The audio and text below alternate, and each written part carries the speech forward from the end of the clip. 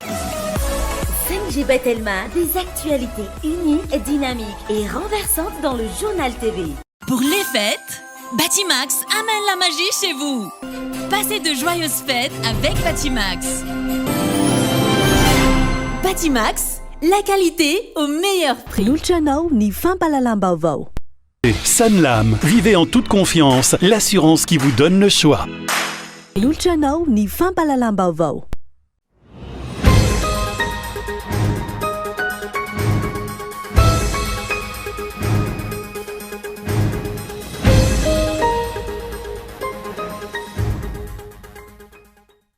Manodidina ny 2 arivo ireo trabona any Mahajanga noho ny fiakaran'ny rano any amin'ireo fokontany maro ao an-tampon-tanàna amin'izao fotoana. Misy ireo mbola mikiry mijanona ao amin'ny trano fonenany ary maro ihany koa ireo efa tsy maintsy nifindra toerana. Tapaka ny maraina teo ihany koa ny lalam-pirenena faefatra noho ny fiakaran'ny rano ihany. Andray anjara amin'ny fanarama sy ny fifidianana amin'ny alalan'ny andrimaso ny FFKM raha ny fanambarana nataon'izy ireo androany miantso amin'ny fampisaharana ny fifampiantsiana amin'ny endriny samihafa eo amin'ny ankolafo politika ihany koa izy ireo ary mangataka amin'ny fitondram-panjakana ny amin'ny ezaka ialana amin'ny fidangan'ny vidim-piainana. Fanalahidy lehibe ahafahana mitondra fanovana eto amin'ny tany sy ny firenena ary miteraka fampandrosoana maharitra ny fametrahana ny fitinjara-pahefana tena izy hoy ny filoha nasionaly ny antoko malagasy miaramianky Ajo Andriananarivelo nandritran'ny fitsidiam-paritra izay nataony tao afarafangana faritra Antsimo Antsinanana. Mila politika saisay ny fitantanana firenena ary ilaina ihany koa ny fanomezana fahefana ireo olom-boafidy sy olom-boatendry isan'ny tokony.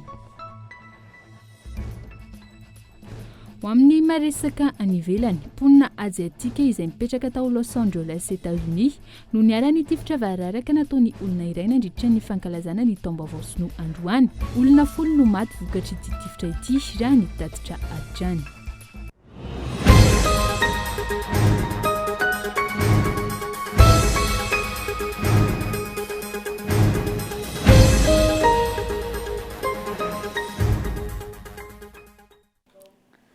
Manatitra ny araba tonga kilasy tonga vavy tonga soa indray eto amin'ny fampahalalam-baovao ny Kolo TV ho amin'ity aliny alahady 12 janoary 13 sy 4 arivo ity.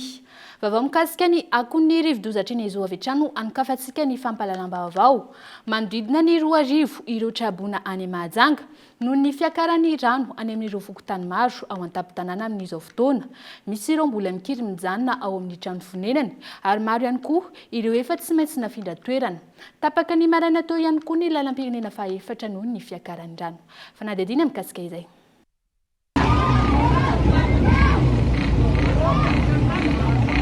Tafiakatra 2 arivo ireo trabona any Mahajanga vokatry ny fiakaran'ny rano amin'ireo fokontany maro any an-toerana amin'izao fotoana. Dibo-drano avokoa ny ankamaroan'ireo fokontany amin'ny faritra Iva, tahaka ny fokontany Ambalavola, Tsararano, Mahavoky, Fiofio. Maro ireo efa tsy maintsy niala tamin'ny trano fonenany. Misy ihany koa ireo mikiry mijanona miaro ny entana.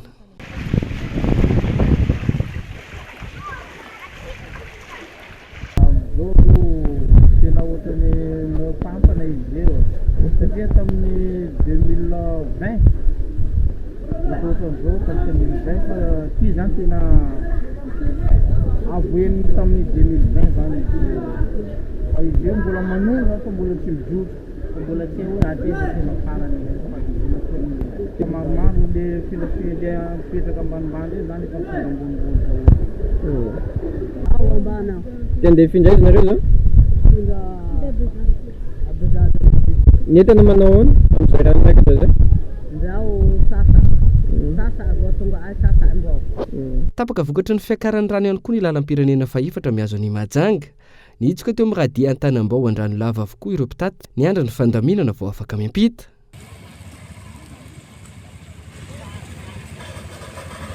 Tetezana iray ao Mahajanga faharoa ao Ambatomalamak kominina Bonamary ihany koa no tapaka. Hatramin'izao tsy mbola mitsahatra miakatra ny rano ao Mahajanga raha ny fampitambavao iray ary ahina hitombo ireo trabona. Ankoatrany amin'ny faritra Boeny, fokontany maro amin'ny distrikany Manjakandriana ihany koa amin'izao fotoana no ao anatin'ny rano.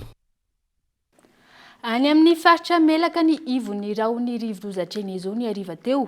Araka ny fampitambavao azo amin'ny foibe famantarana ny toetry ny andro ny ariva teo hatrany. Distrika Mao azo rotsakorana betsaka raha ny fanazavana ka ilaina fitandremana amin'ny fiakaran'ny rano. Ny andindin'izay entiny Iona Saina.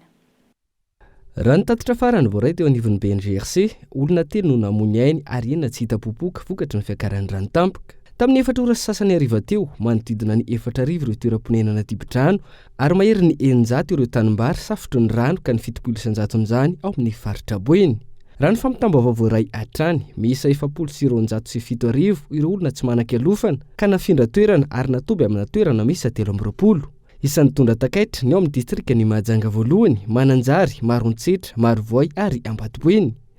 Maro ihany koa ireo lalana tapaka raha ny tatitra azy teo anivon'ny BNGRC hatrany, toy ny ao amin'ny faritra Aloatra Mangoro, ny lalana Anosy-Pianala Moramanga. Tetezana azo mirefy 9 metatra amin'ny faritra Nalanjorofo distrika ny Marontsetra ihany koa no tapaka. Momba ny toetry ny andro, izy fikortanana izany noho ny fisian'ny rivotra mafy mahatratra 510 km isan'ora arahana tafiotra 510 km isan'ora any amin'ny avaratra andrefana, afovoany andrefana ary atsimo atsinana nosy. Ny ambon'ilay rivodoza Tsenezo izay ao amin'ny faritra melaka ny ariva teo. Atombanana itoetra maharitra eo izy amin'izao fiantoan'ny herinandro izao. Hitantsika eo ihany no mety ho fizotrany sy ny mety ho lalany. Atazantsika amin'ny sary izao ihany koa fa saika manenjika amin'ny faritra maro ny rotsakorana miaraka amin'io sy sandrahoana io. Arak'izany tombanana ho betsaka kokoa ny rotsakorana any amin'ny afovoany andrefana Madagasikara sy amin'ny faritra avaratra andrefana, amin'ny faritra sasany amin'ny afovoantany ary any atsimo atsinanan'ny Madagasikara. Amafisina hatrany zany ny fampitandremana amin'izay mety fabetsahan'ny rotsakorana izay. Ho betsaka hatrany ny rotsakorana izay mety hahatratra 70 hatramin'ny 100 mm ato anatin'ny 420 ora amin'ny faritra afovoany andrefana, atsimo atsinanan'ny nosy ary ny faritra sasany eto afovoantany.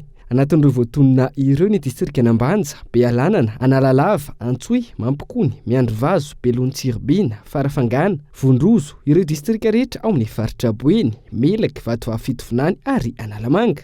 Andrivotra ny andro eny amin'ny ranomasina ka mahazo fampitandremana ihany koa mahakasika izany amafin'ny rivotra izany manomboka eo Analalava hatrany Morondava sy Manoro hatrany Vaingandrano ho ny tompon'andraikitra eo anivon'ny sampana mpamantatra ny toetry ny andro. Vao afa kosa indray andray anjara amin'ny fanaraha-mason'ny fifidianana amin'ny alalan'ny andromason'ny FFKM raha ny fanambarana nataon'izy ireo androany miantso amin'ny fampitsaharana ny fifampiantsiana amin'ny endriny samihafa eo amin'ireo ankolafo politika ihany koa izy ireo mangataka ny fitondram-panjakana ny amin'ny ezaka ialana amin'ny fidangan'ny vidim-piainana ihany koa ny FFKM. Ireo no isan'ny songadina nidritra ny fametrahana ny filoha eo anivon'ny FFKM ho amin'ny taona 2024. Abraham Randriamanana no mitatitra antsika ny andindin'izay.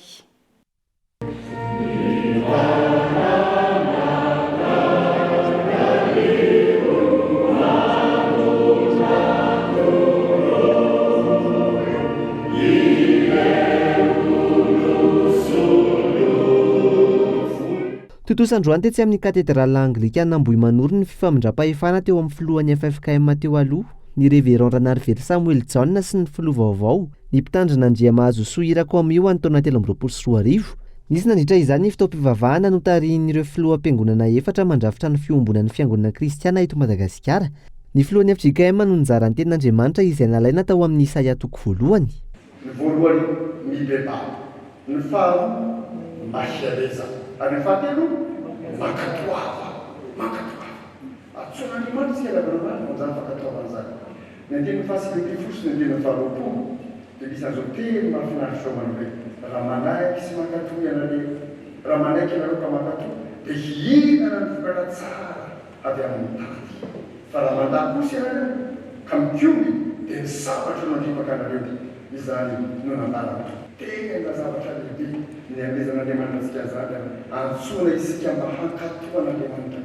Ka ny sitrapon'Andriamanitra fantatsika dia mba hoaitsika ekena kombarina, dia mba hoeketsika ampiarina, dia mba hoeketsika mitanterakina ka tsy hoenona fotsiny fa ny ekena mihitsy harahina sy hivelomana.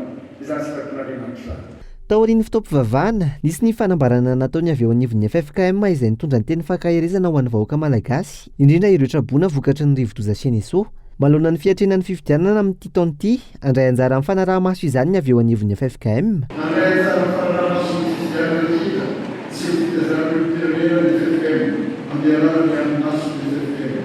Mitorana ny mamelona ny aoso amin'ny vahoaka malagasy rehetra mba sy soratranana izay mbola tsy fanosana ary hanavahana ny lalany ao anatin'ny sy fifidianana hatramin'ny fifidy.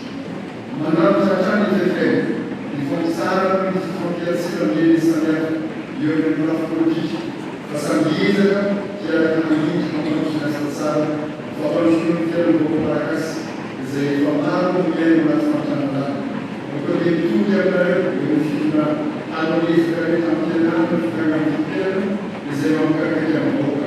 Nanamafy ny fanoherana ny fitsaram-bahoaka sy ny tsy fanajana ny aina ary ny famonina ny zazatra ny ambohoaka ny FFKM. Miantso amin'ny fitandrona ny tontolo iainana manodidina ary manentana ny famboleka azo izy ireo raha ny fanambarana trany. Nanatrika ny fotoam-pivavahana notarian'ny FFKM androany ireo tompona andraiki-panjakana isan'ambaratongany sy ireo avy amin'ny antoko politika samihafa. Farahinao manontolo ao amin'ny page Facebook ny Vaovao Cool TV ny faneho-kevitry ny FFKM ao amin'ity androany ity. Toy izay hatrany zava-dehibe ny ahafahana mametraka ny fifidianana madio ifandraiky amin'ny anjara asan'ny FFKM, ny fiombona ny fiangonana kristiana eto Madagasikara amin'ny fametrahana ny andromaso raha nambaran'ny sekretera jeneraly ny antoko HVM, anamafy ny fanamariana ary ijoro vavolombelona amin'ny fanatanterana ny fifidianana ny fiangonana raha ny faneho-kevitry mpandinika raharaham-pirenena Serge Azafy-Mahova taoriany ny fanambarana. Fanampanazavana mikasika izay.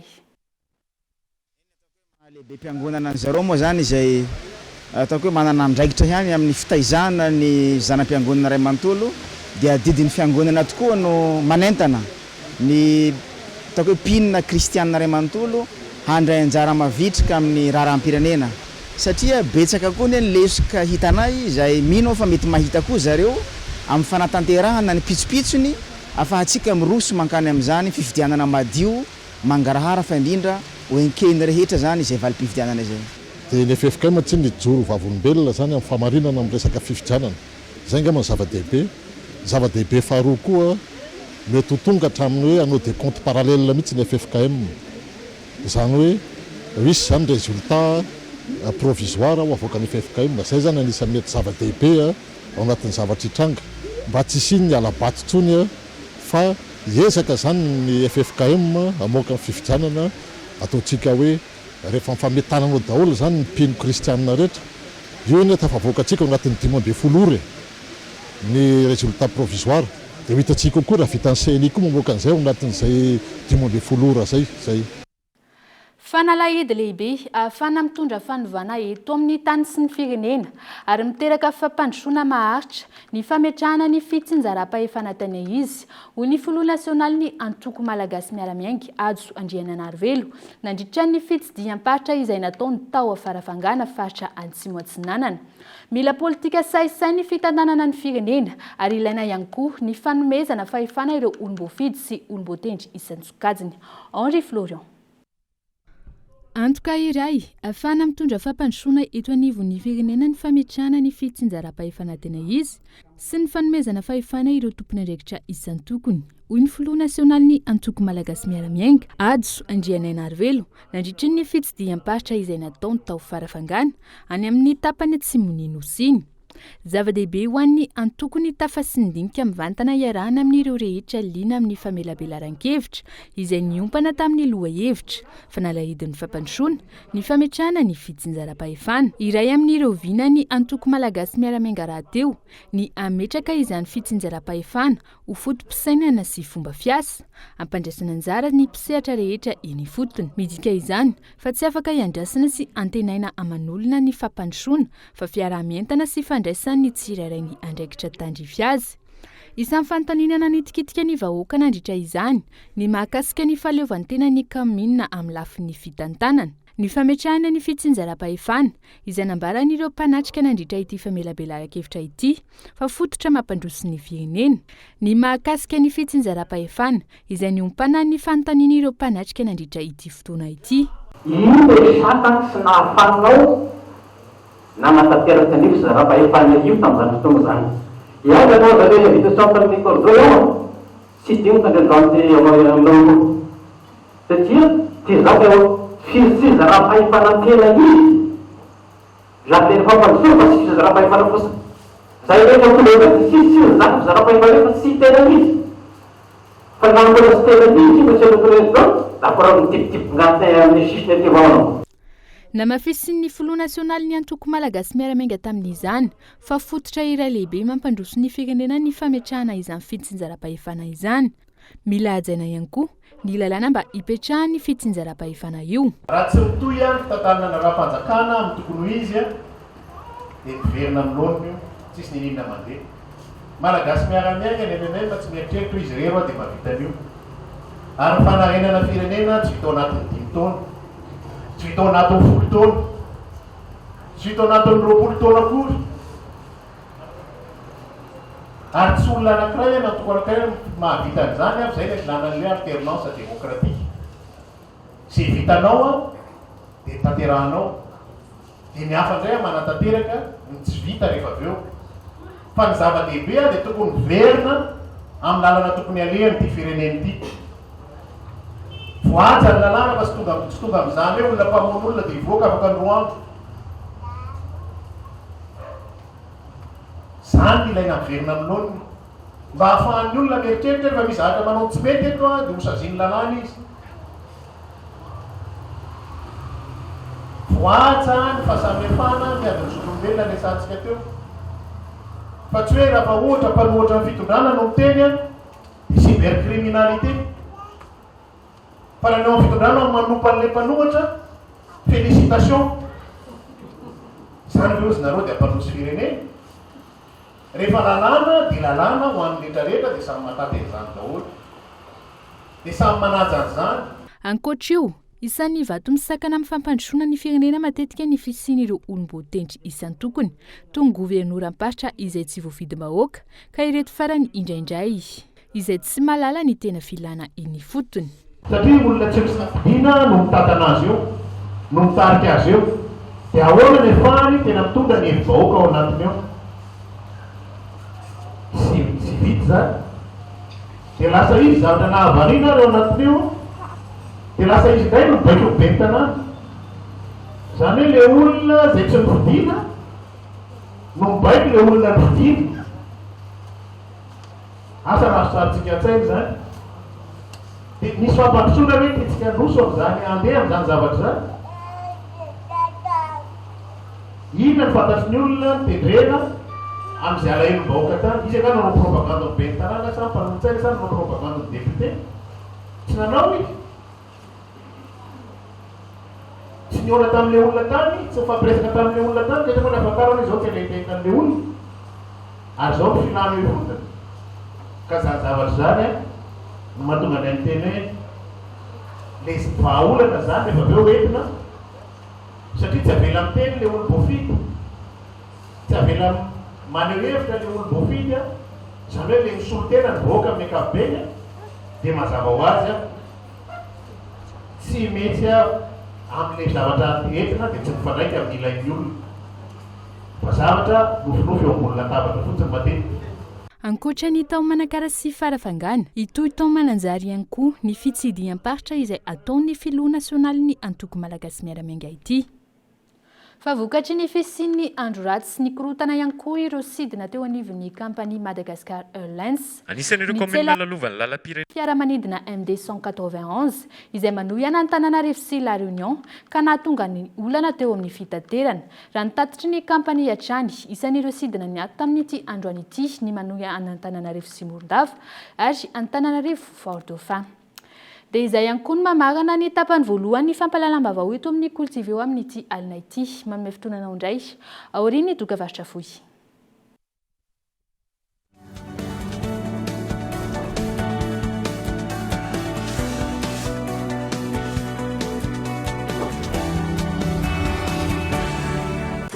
Lâche plus ton fun, des études, tes recherches, ton fun, tout sur ton phone avec Yellow One. Toute la journée, 200 mégas de data pour 1000 arrières. Tape le dièse 322 étoile 6 dièse et lâche plus ton fun. Tu as maintenant ton Yellow One.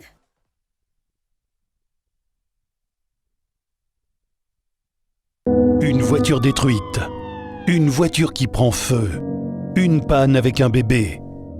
une collision. Puis, on se souvient que quand on est chez Sanlam, on peut être tranquille et confiant car on est protégé contre les accidents, l'incendie, le vol. On a aussi droit à une aide au constat, au remorquage et même à un véhicule de remplacement car l'assistance est gratuite. Et oui, gratuite. Et tout ça au travers de 4 nouveaux packs Auto Sanlam au choix. Avantages, évolutive, confort et liberté. Sanlam, vivez en toute confiance, l'assurance qui vous donne le choix.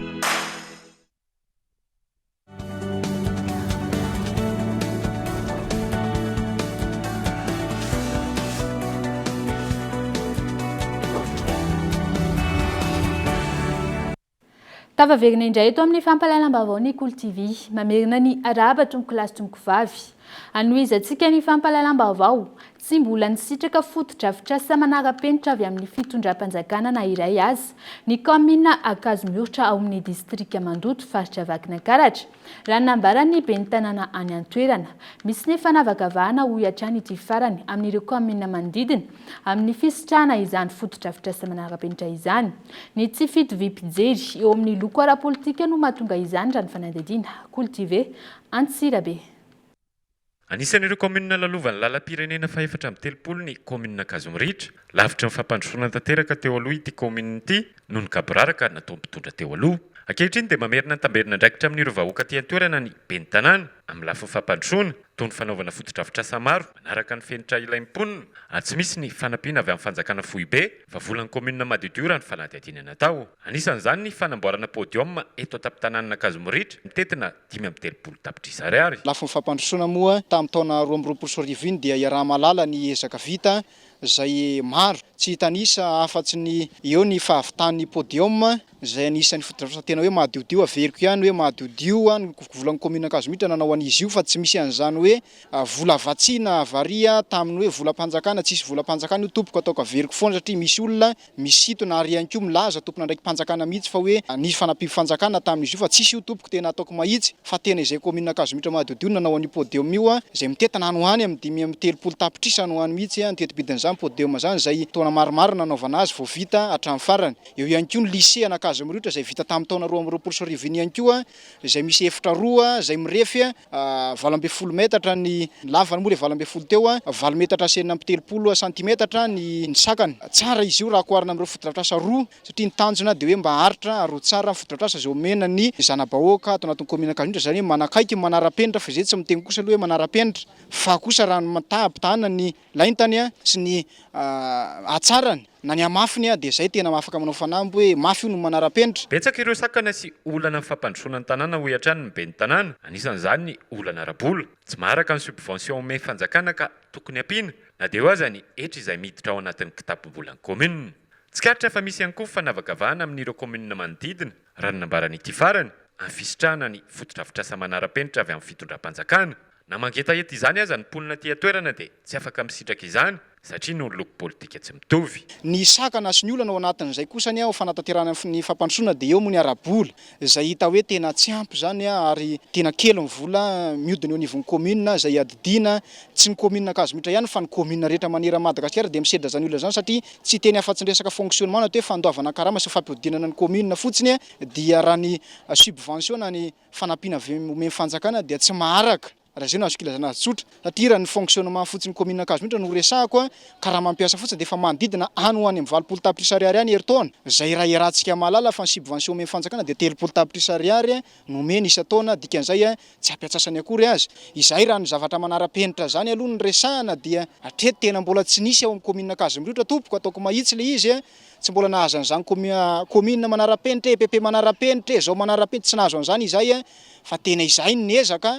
Na dia tsy nisitraka ireo foto-drafitrasa avy amin'ny fitondram-panjakana aza ny komina Kazomritra dia tsy nitaretana mepaka ny ben'ny tanàna fa nitady vahaolana hatrany amin'ny lafiny fampandrosoana.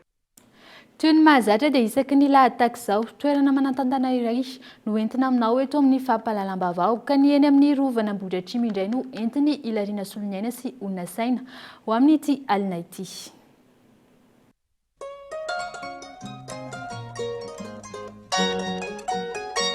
Ny rovana Ambohidratrimo indray no entina amintsika atao anatin'ny zanam-pandaharana tantara atao anatin'ny fampalalam-baovao amin'ity androany alahady 12 ny volana janoary taona 2024 ity. Ny rovana Ambohidratrimo izay iray amin'ireo tendrombohitra masina 12 ary ny vohitra maro vatana fony merina mbola 4 toko fahiny teto no nanjakany Andrianampomerina iray amin'ireo zanaky Andriamasina Valina Efada izay nitazona ankeriny andray nandritry ny 7 taona. Hitondra ny fanazavana bebe kokoa makasika ity rova ity amintsika Monsieur Théodore izay tompona andraikitra eto amin'ny rovana Ambohidratrimo raha tsika tahaka izao.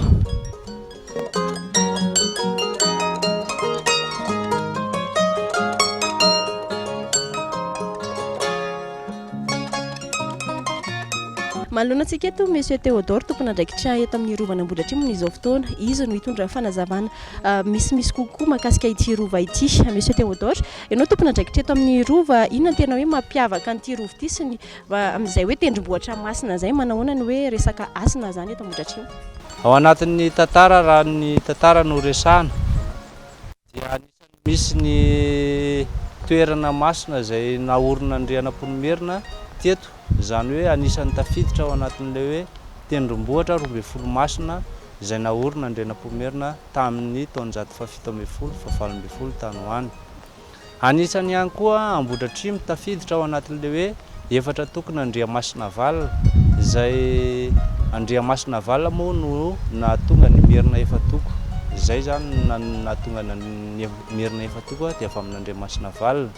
Fa anisany eto ny fasana izay hita moa mandrafitra ny toerana eto dia ny trano izay misy trano anankitelo eto io zany ny fasan'ny Andriana, fasan'ny mpanjaka sy ny fianakaviana teto. Dia ao zany hoe Andriamasina Valina sy ny fianakaviana. Makasika ny hoe asina araka ny teto an-toerana amin'izao fotoana mbola misy ny labozia mirehatra, misy ve ny olona mangatapitahina sa hoe manao fanasinana ohatr'izay manao mikasika izay? Ya, eo anatrehan'izay mbola anisan'ilay teneniko teo hoe toerana masina tia misy ny olona izay mitazona ny fomba amam-panao malagasy mandalina an'ireny dia mangataka trodrana, mangataka fiarovana, mangataka soa, mangataka tsara, zany hoe manao an'ilay fanasinana izy na ilay hoe fomba amam-panao zany mivavaka. Ka ao anatrehan'izay eo misy jiro hitantsika io zany eo no toerana izay natokana ho fangataham-pitahiana ho amin'ny fomba amam-panao malagasy ho an'ny vehivavy. Ka eo anatrehan'izay raha misy ny olona manao fangatahana eo zao ho fanazavana kely ny toerana dia olona efa 2 taona nanambadiana mihoatra an'izay na 3 taona na 10 taona maro naniry azo taranaka izy nefa tsy mety manana dia eo no manao fombafomba mangataka manasina eo izy zany. Raha ohatra ka manam-pinoana miankina amin'ny finoana zany ilay asina tazomin'ity toerana ity. Fa eo amin'io vato misy minono io no manao an'izay fombafomba izay ilay olona dia mitondra an'ilay hoe asina. Mametraka izy labozia, bombo, tantely, ronono sy ranom-boankazo sy ny sisa izay entin'ilay olona zany miankina amin'ny ampelantanany. Fa rehefa mipetraka an'izay asina izay dia mivavaka izy. Mandingana impito miala eo amin'ny toerana io izy miakaty andrefana aty dia eo izy no tapenana amin'ny lamba masina ary ahodina impito mafy be dia miverina izy avy eo rehefa afaka alefanina mitsapa an'ilay nono. Ka raha matsapa ny nono ankavia izy miteraka lahy ny havanana vavy, fa raha izy roa indray kosa no ray voatsapany dia kambana. Ao aorianan'izay moa miverina ilay olona miaraka amin'ilay zazakely manatitra voady sy fisaorana eo amin'ny toerana io. Izy moa dia natsoina hoe rakalamomba. Izay no anaram-bositra na lalàna azy hatramin'izao fa ny tena anarany dia fantatra amin'ny anarana hoe Ratrimo be mihisatra. Taranaka andriana teto ihany izy io fa tsy niteraka dia noho izy tsy niteraka nanako-mafy tamin'Andriamanitra izy noho ilay alahelo ny voatositosiky ny fianakaviana dia izay no nahatonga azy nanamboatra ny vato misy nono. Fa betsaka zany ny olona izay atao hoe efa nahazo soa, nahazo ny fitahiana sy fahasoavana teo amin'ny toerana io. Anisan'ny hoe nisy niarany herisetra ny rova tahaka izao tranga efa nisy teto Madagasikara manahoana ny hoe fiarovana n'ity rovana Ambohidratrimo ity manokana? Ya, hito moa zany dia toerana atao hoe arovana satria vakoka mipetraka ao anatin'ny hoe vakoka malagasy izy, tafiditra ao anatin'ny tantara amin'ny pirenena malagasy moa zany ny tantaran'ny Andriana teto. Fa ny fiarovana azy moa ny ambatatenako zany anisany hoe miaro eto amin'ny andro. fa ny amin'ny alina tsy miasa eto zay satria tsy mipetraka eto fa raha eo amin'ny hoe fitaovana fampiasa ohatra hoe fiaro afo zao raha misy mifantaniana misy olona mametraka an'izay tsy misy atao Ambohidratrimo fa tamin'izy may zao dia mipompia no atsoina zany hoe efa misy le tranga misy zay vao tonga le fitaovana fampiasa zany fiarovana. Fomba ndreo mpitsidika tonga eto amin'ny rovana Ambohidratrimo misy ve malagasy vahiny betsaka nanahoana tamin'ity volana janoary ity? Ya, ny isa-taona moa fa ianao nanontany hoe ny volana janoary ingamba ny efa eo amin'ny 1000 mahery eo zay ny mpitsidika teto nanomboka janoary voalohany ka hatramin'izao 12 volana janoary tsatsika zao. Ny resaka fady eto Ambohidratrimo indray moa dia eto zany fady tsy azo hitondrana sy ampidirana kisoa, ny akoho, ny osy ary ny tongolo gasy sy ny tongolo maitso. Raha hiakatra amin'ny fasana indray dia ny kiraro. Zay zany no anisan'ny hoe fady eto fa be da be raha ny fady resahana ny vehivavy mandeha fadim-bolana tsy afaka manitsaka fasana eto raha rehefa mandeha fadim-bolana dia tsy tokony handeha. Izany mahakasika ny rovana Ambohidratrimo inoana fa mitondra fampahafantarana misy ho anaretana tokantrano tany amin'ny hery toy izao dia toerana hafa indray mitondra antsika atao anatin'ny zanam-pandaharana tantara. Fa toerana hafa indray no entina aminao eto amin'ny fampahalalam-baovao amin'ny herinany toy izao. Anohizantsika ny fampahalalam-baovao indray ary mitobaka eny an-tsena indray amin'izao fotoana amin'izao volana janoary izao ny entana efa nampiasaina avy any an-tokantrano. Maro ny malagasy no tojo fahasahiranana tanteraka rehefa volana janoary tahaka izao ka mivarom-pananana. Alain'ireo mpivarotra hatramin'ny apatelo ny nividianana azy ny fanaka ireo no ny tompon'entana maika vola. Fanadidina. Efa fomba fisainana araka tapisaka amin'ny malagasy ny tsy maintsy mifetina ampy hatrehana izany eo am-pelantanana na tsia rehefa tonga ny vanim-potoanana izany tahaka ny krismasy sy ny faran'ny taona. Tojo fahasahiranana noho izany ankamaroan'ny olona ka maro ireo mamaritra fananana rehefa volana janoary tahaka izao. Tsy manam-bola mihitsy ny ankamaroan'ilay olona mamaritra entana eto hoe tsisy vola. Tsy mitovy amin'ny vidin'ny vitanana anazy tany intsony fa raha ohatra zao izy hoe 4 millions izy vitanana an'ity tany vaovao dia le olona moa amin'ilay fiainana dia rehefa le maika dia mamaritra mora hoe amin'ny 1,5 million any na 1 million any ohatr'izany ny olona. Tsy manam-bola ny olona vao nanomboka tamin'ny desambra mihitsy zany dia efa hita le ohatrany hoe fahasarotan'le fiainana zany dia nanomboka desambra teo ny olona dia efa namaritra entana mandrapahatonga amin'ity zany amin'izao hatramin'izao. Tonga ety ny olona miteny hoe misy entana ny aminay dia izay makany amin'ny zareo dia jerena ny entana. Frigidaire reny, dia salon, reo entana amidinay rehetrarehetra ireo. Mandeha tsara izay tsy makafry zavatra maty zany fa le mandeha tsara reny daholo ny amidinay ety sady ety zany mora. Efa zary fomba fanaon'ny olona izany mivarotra fananana ao an-trano izany rehefa sendra fahasahiranana. Efa misy ihany koa araka izany ireo mpandray ny entana efa niasa tahaka ny eto amin'ny 67 hectares. Izy ireo mihitsy no maka ny entana natokatran'ireo mpivarotra ary maka tombony amin'izany eto amin'ny Korotsankely indray. Entana any an-tranon'olona ny ilainay. Zay voaka amin'ny faritra mihitsy rehefa misy miantso ohatra hoe telo le olona misy entana any aminay any Ambohidratrimo dia lasa zay mandeha any. Zay koa tsy mividy entana hoe entin'olona eto zany raha vao entin'olona eto dia tena tsy mividy zay. Zay tsy mividy entana amin'ny alina izany mihitsy. Tsisy manelanelana fa tonga dia izy tompony ihany no fampiresahanay. Tonga manatona anay eto izy hoe misy entana mividy manana ohatra hoe misy marary. Misy hoe nanan'olona vola dia miantso anay eto izy. Olona manjifa an'ireny ve olona mandalo aloha mibetsaka olona mandalo foana no mividy farotra koa misy. Izao aloha tsy malafo be da be izany fa zara fa malafo anankiray satria tena tsisy vola daholo mihitsy ny olona amin'izao fotoana izao. Le fanaovanay anazy aloha tonga dia rehefa mahita tombarotra kely zay dia efa alefanay fa tsy hoe miandry ela be. Satria ny eo misy dia eo mamaritra ihany ny olona ohatratra izay le izy. Tsy maharaka le vola satria fo ampiasaina koa tsy dia arakarak'izay ihany koa le eto. Volana desambra eny ihany tena malafo fa raha janvier février marsa eny any marsa zany mba misokatra ny tsena fa raha janvier sy février dia ny olona any amin'le mombana ohatrana hoe toetrandro sy ny tany tsy alafosana mihitsy. Ny volana janoary tahaka izao no tena fotoana fanangonana entana ho an'ireo mpivarotra. Mahatratra manetsy ny tombony azon'izy ireo amin'ny fanaka iray raha toa ka mivarotra hatrany amin'ny ampahatelo ny hividianana azy ireo tompony entana noho ny filana vola maika. fa fitaovana iray isan'ny anaovana fitsirina matetika ny mizana noho izy betsaka mpikirakira sy mampiasa amin'ny fiainana andavanandro manoloana ny fisondritry ny vidim-piainana nefa samy manana ny fomba fifehezan'ny vidin'entana ireo mpivarotra manoloana izany misy ireo mizana mangaladanja hoy ireo mpividy ka maro ireo tsy matoky azy ireny intsony fanadidina. Fitaovana iray tsy afa-misaraka amin'ny mpivarotra ny mizana. Orinasa madinika maro no mamokatra azy itony eto amintsika. Misy ny fenitra manaraka ny lalàna tokony arahan'ireo mpanamboatra mizana sy ny vato mizana ary tsy maintsy mandalo fitsarana avokoa izay mivoaka avy amin'ny mpamokatra vao azo amidy. Misy ihany koa ny vola alohan'ireo mpanamboatra any amin'ny tahirim-bola-panjakana. Ny métrologie légale zany manao fanaraha-maso momba mozana. Inga natao zany rehefa vita mozana dia hoentina makany amin'ny zareo tsarainy. Aveo izy rehefa tsaraina izy dia izay vao afaka amidy. Izay mitsara fotsiny izay mizana vitanay dia tsaraina. Ho anay mpivarotra izay mandoa redevance any amin'ny trésor. Rehefa isaka mitsara mizana vitanay izay dia misy redevance aloha any amin'ny trésor. Karaky nisany arakaraka mizana tsarainao ny redevance aloha. Izay manana agrément mihitsy amin'ny fanaovana amin'izany. Raha taratasy manamarina fa izay réparateur sady constructeur. Tokony mandalo fitsarana indroa amin'ny alalan'ny métrologie légale ny mizana sy ny vato ny vao afaka ampiasain'ireo mpivarotra. Mila mandanja entana amin'izany raha ny fanazavana trany.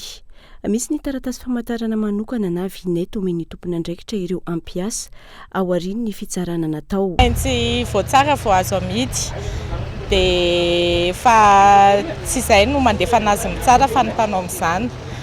Dia tsy afaka manome vinety zany ety an-tsena fa tsy maintsy mandalo any amin'ny métrologie légale fa ny any amin'ny métrologie légale ihany mila mitsara independant izy zany dia izay izy vao mahazo vinety amin'ny anarany. Koa ny mandalo indroa zany raha ny tena izy fa isa-taona no tsaraina amin'ny balance.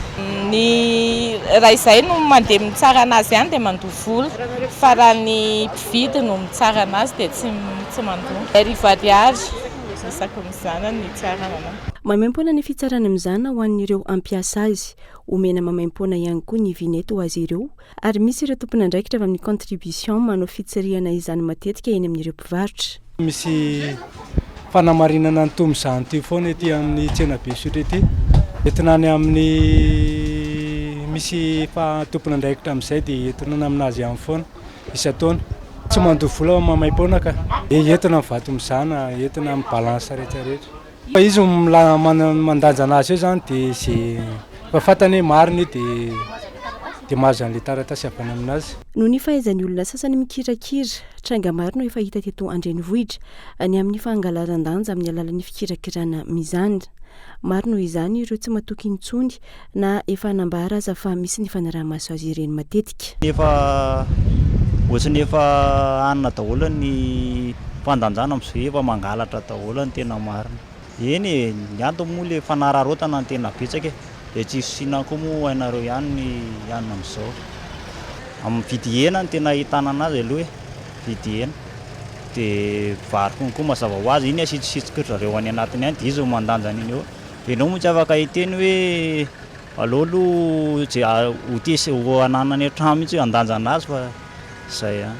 Eny misy marina dia misy mandainky amin'ilay izy tsy mozana tsy mifanaraka amin'ilay anina zany fa mozana semba na ohatran'izany tsy mividy vary ohatran'izany. Na izany aza nefa fitaovana iray isan'ny betsaka mpanjifa ny mizana. Manomboka ny volana martsa no tsy maharaka ny tsena ho ireo mpivarotra. Efa ahitana amin'ny endriny maro ny mizana amin'izao fotoana. 5 hatramin'ny 200 kilao ny vesatra zakany. 5 alina hatramin'ny 5 ariary kosa ny vidiny farany ambony indrindra.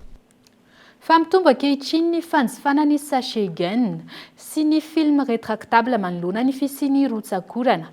Ireo mpivarotra amin'ny ankapobeny no mampiasa ity fitaovana ity ho fiarovana ny entana sy hitaterana izany tsy ho tratry ny orana amin'izao vanim-potoana ny fahavaratra izao. Fanadadiana entiny Abraham Randriamanana. Ny toy ny asan-davanandro ho an'ireo mpivarotra teto Andrenivohitra na teo aza ny fisian'ny rotsakorana tao aorian'ny fandalovan'ny rivo-tozasia so. Anton'izany ny fahasahiranana sy ny famononan'ny banka amin'ny lafiny ara-bolana anatin'ny tokantrano raha ny fanazavana. Samy manana teknika entin'ny hatrehana ny rotsakorana ireo mpivarotra nandritra izany. Ny anazy zao io katsaka namidiko dia rehefa avy ohatran'ny olona dia atao mangotragotraka be sy mamay fotsiny dia vatenin'ny olona. Somary saromana kely sase zao na saromako sase kely ty satria asin'ny orana ilay takatra dia vetivety dia mangatsika. Tsy maintsy hainao ihany fa ny ankizy tsy maintsy misakafo, tsy maintsy mitady. tsy mandehandeha na dia efa mihinana daholo na rehefa misakafo ny olona na matsikatsaka io dia mihinana daholo zay tenany olona dia mihinana fa mila mamay foana zany izy fa raha mangatsika dia tsy tian'ny olona tsy maintsy mamiaritra kely amin'le orany satria zay le hoe fitadiavana dia tsy maintsy mamiaritra kely zany ianao na atao hoe lena azy tenao dia tsy maintsy mamiaritra kely ianao aloha fa hitana rezo hoe saromana ny sinona saran'izany sina sase sina inona ela fitaovana iray anisan'ny ampiasain'ireo mpivarotra ny sachet gaine sy ny film rétractable mandritra ny vanim-potoam-pahavaratra toy izao. Natao izany ho fiarovana sy ho fitaterana ireo entana na eo aza ny fisian'ny rotsakorana. Niakatra voroeny amin'izao fotoana ny mety hatramin'ny sachet gaine sy ny film rétractable. Mandeha mitondra entana zany olona dia sina sisy dia tsy lena. Misy tsy zany ohatra hoe andrakofana entana zany dia tsy lena izy amin'iny. Satria ity zany double dia afaka atsofoka ao le entana ohatra hoe sarotra amin'ny orana dia amin'izay tsy lena. Amin'izao zany izy raha vorona ohatr'izao dia le mpivarotra zany no tena betsaka satria avy ny orana dia mandrakotra entana daholo ny olona. Mpivarotra anankiray zany eo amin'ny 2 metra na 2 metre 50 na 3 metra eo zany. Aty zany zao le mety 10 ny largeur-ny amidy 12 500 dia aty 80 ny largeur-ny amidy 17 500. Any miakatra be mahitsy izy satria teo aloha zany maka 40 kilo. Zao lasa 75 amin'izao. Izy zany azo lazaina hoe standard amin'ny ankapobeny. Azo ampiasaina amin'ny lafiny rehetra. Ohatra hoe zao ialovana zao zany ny tena any. Misy ohatra hoe tomobile dia mitondra entana dia rakofana an'iny izy. Etsy ankilany raha ny vinavinan'ny mpamatotra ny toetrandro. Ahatratra amin'ny herinandro ny rotsakorana ho an'ny atao voatany tao aorian'ny fandalovan'ny rivo-doza Seneso. Ao anatin'ny fanamafisana ny fifandraisana eo amin'ny firenena Japoney sy firenena Malagasy, atsangana eto Antananarivo ny toeram-pisakafoanana miompana amin'ny sakafo Japoney, ny restaurant Gazo Signature vokatry ny fiara-miasa eo amin'ny Association économique Japon Madagascar. Fanampanazavana. Malagasy hita zao amin'izao fotoana izao hita manomboka morona any amin'ny culture japonaise.